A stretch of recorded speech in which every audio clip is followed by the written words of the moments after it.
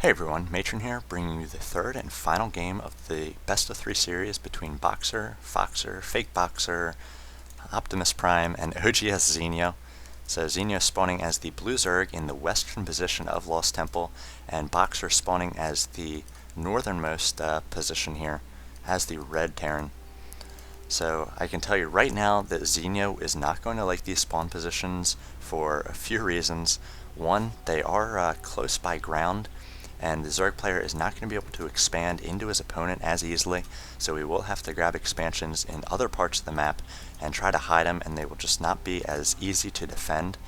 And the other reason, and a lot of people are saying that this is a Terran favored map, especially against Zerg, because of this ledge up here, right over top the natural of Zenio, as it's a great place to drop units, especially you see a lot of Thors being dropped up here as they are quite powerful against buildings, able to take down spine crawlers, do a lot of single target damage, and they also have an anti-air, so you can't necessarily get up there, spot with an Overlord, or take them down with Mutalisks. So Zenio is going to see the first position his opponent is not, and then is going to probably suspect the worst. He wants his position or his opponent to be on the cross positions.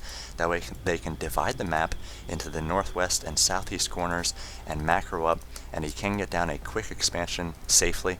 Looks like he is going to go for this 15 hatchery again. So just like on the last game, Shakuris, he was able to throw down that hatchery. He was able to protect it in the first few minutes and then macro up and eventually overrun Boxer. So it looks like Boxer going for an early refinery compared to what he was doing before. Getting out a barracks here, and we will see what he chooses to throw down after this barracks, whether he goes for a second quick barracks, which he has been doing in the early going in these first and second games. Now seeing the drone coming out, they are going to engage here, but I don't think either player wants to lose a worker at this point.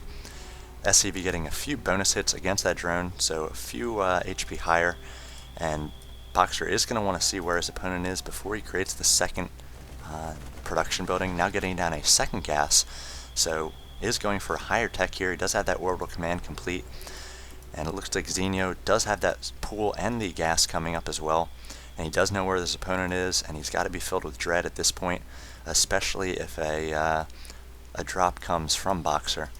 So we do see the second production building is going to be a factory, using this Marine to wall off a little bit in case some early Zergling pressure comes. And this factory is going to allow Hellion harass and also Thor play, so we'll see which route the Terran player does choose. Zenio has that hatchery up, not yet done a transfer, as the transfer is just not very safe on the on this map and with these positions. We saw he transferred a ton of drones in that second game, almost his entire set of drones, but in this game, just a few drones he's going to be creating here. Wants to keep the majority of his drones safe in his main, where he will have a queen to defend against any sort of Hellion harass. Looks like we do have a armory being prepared for Boxer. Throw up the production tab for you, as well as a starport. So these two going up at the same time. He needs to create a tech lab with this factory, but he does not want to, well, just now throwing down that tech lab. I believe he might not wanted to have given away what he was going to do there, but now the Zerg player is going to be able to poke up here and see that. So Zenio is going to know that this Thor is going to be coming, and we'll see how he chooses to respond. One thing he can do, and he's already done, is position an Overlord here. It will allow him to attack up on that cliff, but the Thor can take down that Overlord quite easily with those missiles. We see the starport being done, and the armory finishing about the same time. We see the Thor being created right now, takes 60 units of time, and the medevacs also being created, also just 42 units of time, so those will finish about the same time. See Spinecrawler being thrown down by Zenio now that he has seen that this factory does have a tech lab on it. And this Spinecrawler can attack the Thor up there, and may be enough if he's able to get a transfuse. Perhaps with these two queens he will be able to. Looks like he may be positioning for a second Spinecrawler. So very smart play by Zenio. If he's able to hold on to this expansion, just like in the second game, he could take an advantage over the Terran player, as Boxer has heavily invested into this harass. He does have that Thor coming out and the medevac.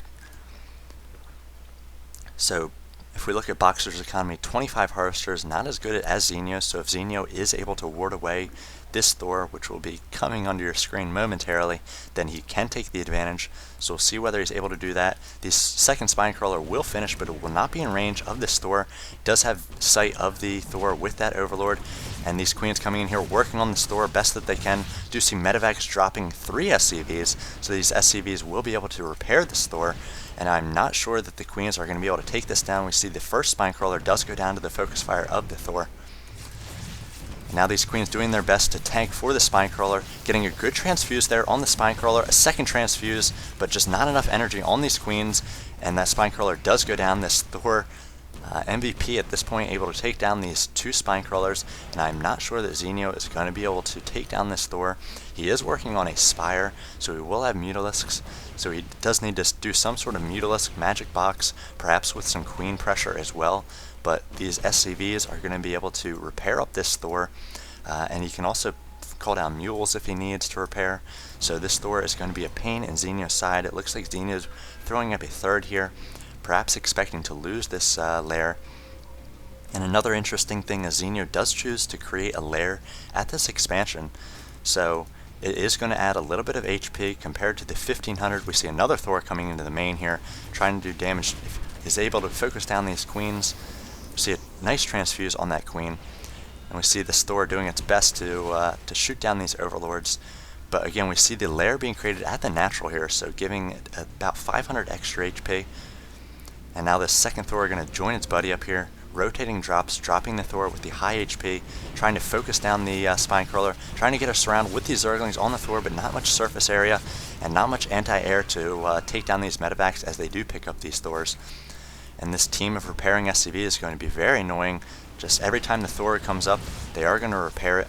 And now these 2 Thors coming together are going to try to take down these few Mutalisks. I'm not sure that these Mutalisks are going to be enough to see a transfuse on one Mutalisk, trying to keep the HP high.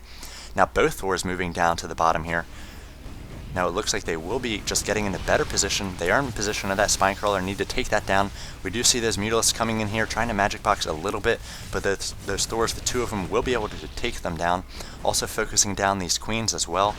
And that Spinecrawler does go down, so Zenio with this lair, just a few queens and these Mutalisks, as Fox are working on these drones now, keeping the drones from mining these top 2 patches. Looks like Boxer did lose one of those Medivacs to the Mutalisks there, so gonna be reinforcing with a second Medivac as well as a third Thor, and looks like he's just prepared